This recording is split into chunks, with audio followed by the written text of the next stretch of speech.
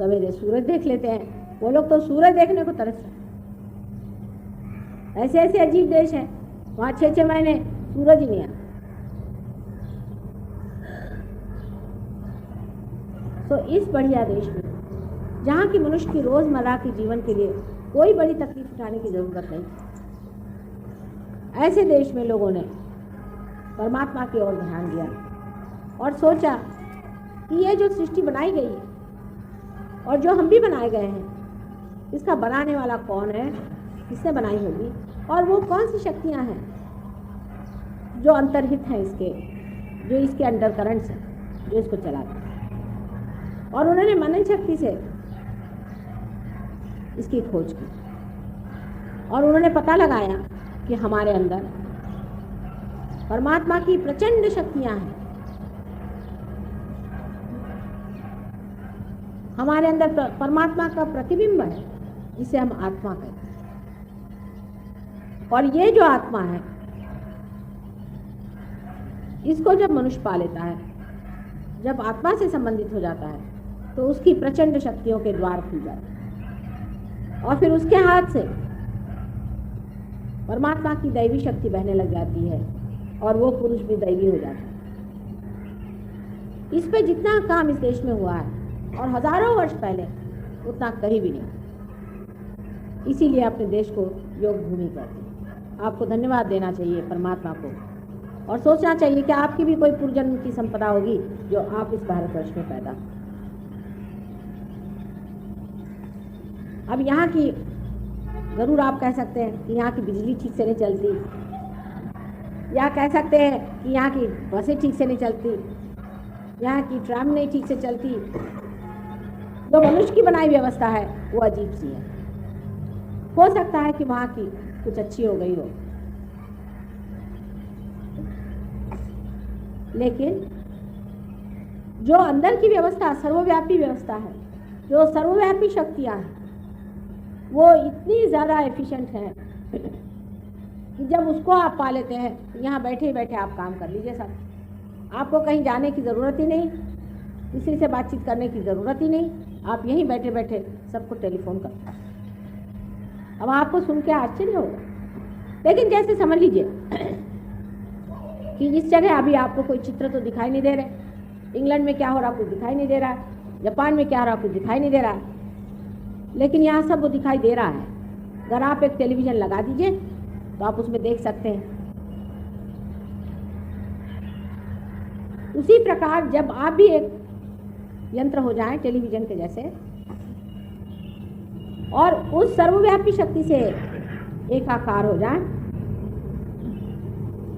तो आप भी यहीं बैठे बैठे कार्यान्वित हो सकते हैं और बहुत एफिशिएंट कार्य में कर सकते हैं।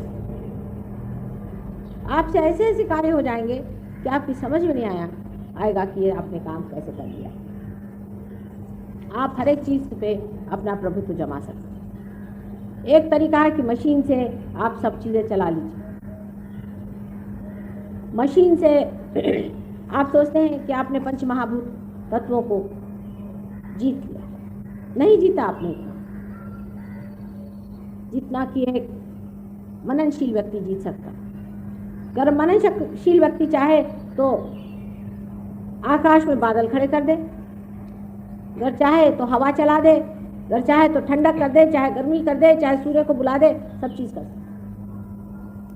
पांचों तत्व को वो अपने हाथ में ले सकता। इन शक्तियों को जब वो जान लेता है और इन शक्तियों को जागरूक करने की जब उसमें शक्ति आ जाती है, जब वो अपने सूत्र पे जा करके और उनके भी सूत्र पे चला जाता है, जब अपने प्रिंसिपल को जान करके उनके भी प्रिंसिपल पे चला जाता है, तो हर चीज़ को कंट्रोल कर सकता है और हर चीज़ को बना सकता है। अब यही जगह आप नहीं जानते, हम जब पहली मर्तबा आए थे तो एकदम बंजर बस्ती थी, एकदम उजाड़, यहाँ आफत मची हुई थी। जब मैं यहाँ आई तो लोग कहने तो भयानक जगह है माँ। मैंने कहा क्यों? कहने यहाँ तो भूत घूमते हैं रात में, कुछ लोग मर गए, यहाँ रात में कोई किसी पे डाका डाल देता है। तो समझ में नहीं आता ये ऐसी बंजर बस्ती, इसको क्या करें, इसके लिए कोई इलाज आप कर दो। यहाँ इतने गंदे गंदे लोग अंदर आते हैं, सब रात में यहाँ करके बहुत परेशान करते हैं, मानो जैसे कि यहाँ कोई भूतों का राज हो। यह अब आपको मैं बता रही हूँ सिर्फ 5-6 साल पहले की बात होगी, ज़्यादा से या 7 साल पहले की बात। तो मैंने कहा अच्छा ठीक है, आप ऐसा करो 3 नारियल लेके आओ। अब देखिए कितनी सीधी चीज़, सिर्फ 3 नारियल मंगाए, कुछ खास काम नहीं किया, और उस नारियल को हमने जागरूक किया। कर सकते हैं आप, उसके अंदर वाइब्रेशंस दे दीजिए, उसके अंदर वाइब्रेशंस आ गए जागरूक। अब ये वाइब्रेशंस जो हैं ये सोचते हैं और ये चलते हैं, ये आक्रमण करते हैं, ये अंकुश पाश आदि सब रखते हैं।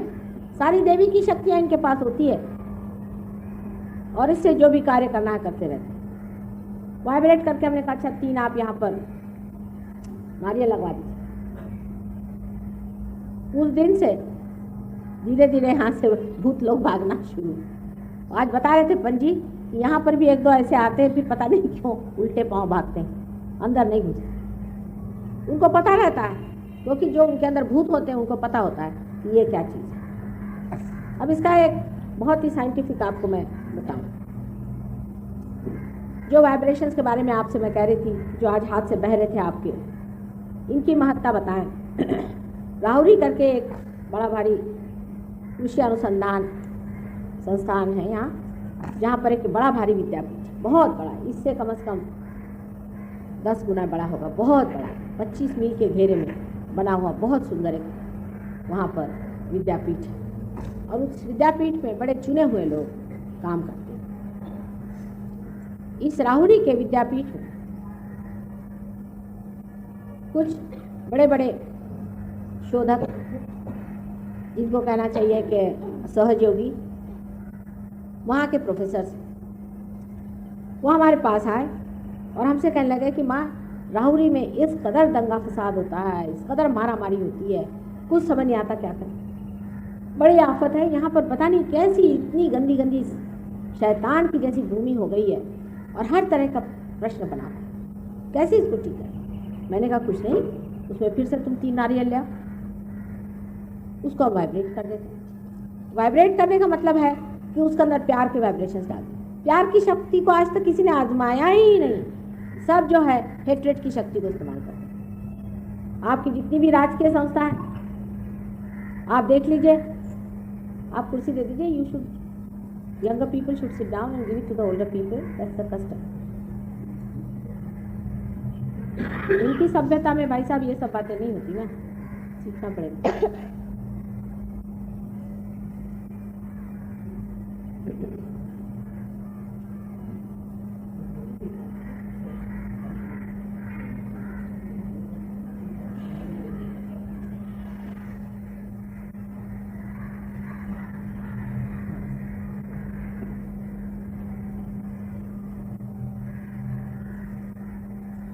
तो प्यार की शक्ति जो कि ये चैतन्य की लहरियां हैं, इसे आदि शंकराचार्य ने सौंदर्य लहरी के नाम से बताया हुआ, जो कि सारे संसार का चालन करती है। मैंने बताया सबसे पहले परमात्मा ने पवित्र को बनाया।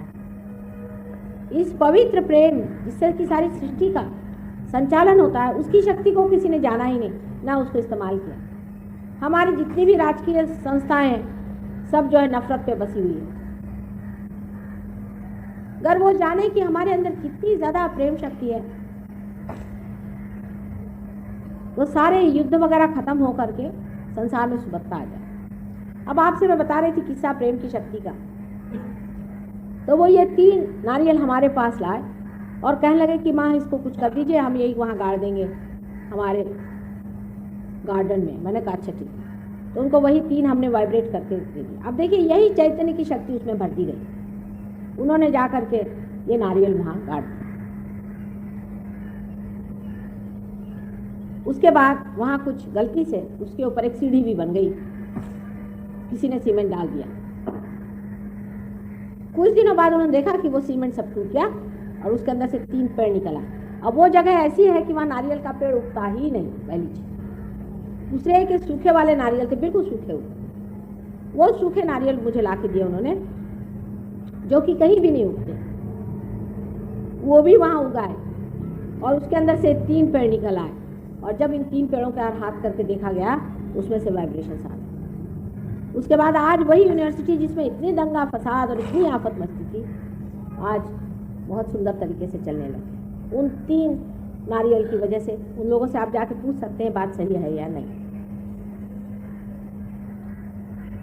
पहली मर्तबा जब आदमी परमात्मा को पाता है, जब उसके अंदर से आत्मा का स्पंदन बहता है, तो पहली मर्तबा वो निसर्ग को कुछ देता है। हर समय हम निसर्ग से लेते रहते हैं, हम उसको कुछ दे नहीं पाते।